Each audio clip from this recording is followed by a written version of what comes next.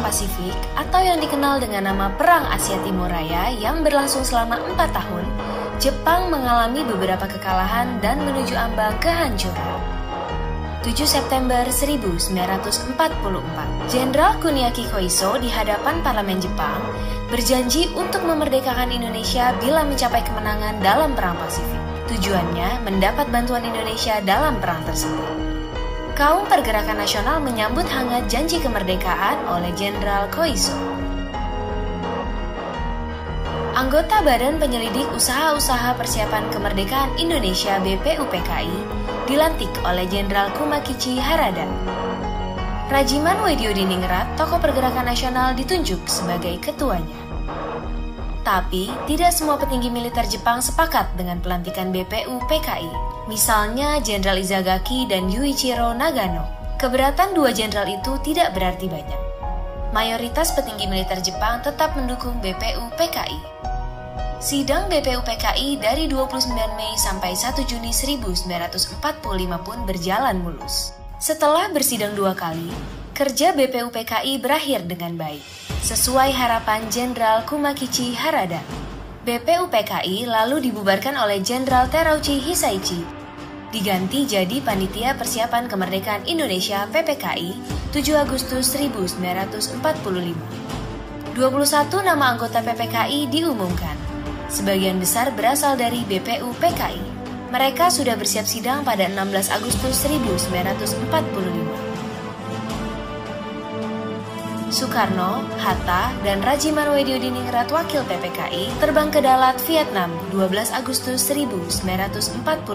Di tengah kabar pengeboman Hiroshima dan Nagasaki di Jepang, Jenderal Hisaichi Terauchi, Panglima Angkatan Perang Jepang di Asia Tenggara, menyambut kedatangan mereka. Jenderal Terauchi berkata bahwa PPKI bisa segera memproklamasikan kemerdekaan Indonesia. Kabar gembira tepat pada hari ulang tahun Hatta. Mereka semua senang, kemerdekaan sudah di depan mata.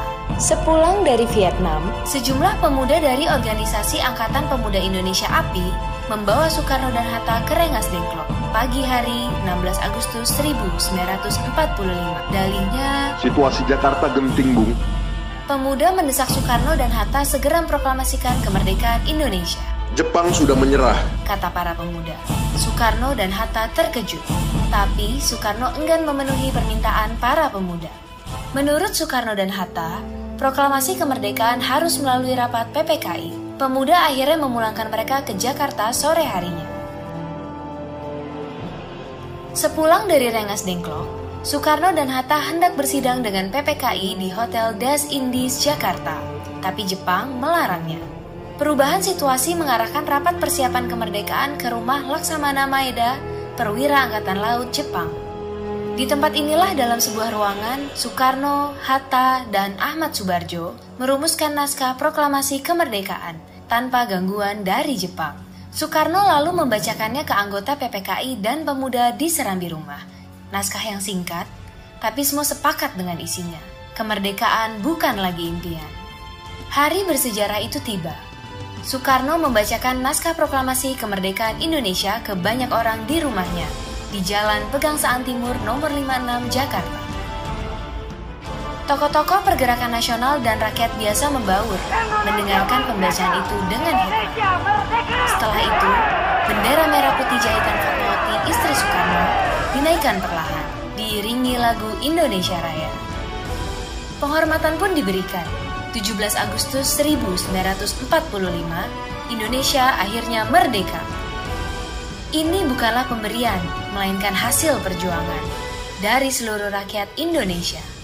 Proklamasi kemerdekaan mengantar bangsa Indonesia bergelut dengan cerita baru. Jepang memang telah terjungkir, tapi pengaruhnya belum berakhir. Di tempat lain, pewarta berhasil mengabarkan proklamasi lewat media cetak, juga melalui siaran radio dengan menggunakan beragam bahasa daerah. Di desa-desa, pemuda Republik berperan meneruskan kabar proklamasi. Mereka berkeliling dan berteriak, "Jepang menyerah, Indonesia merdeka!" Akhirnya, tiap orang menjadi saksi Indonesia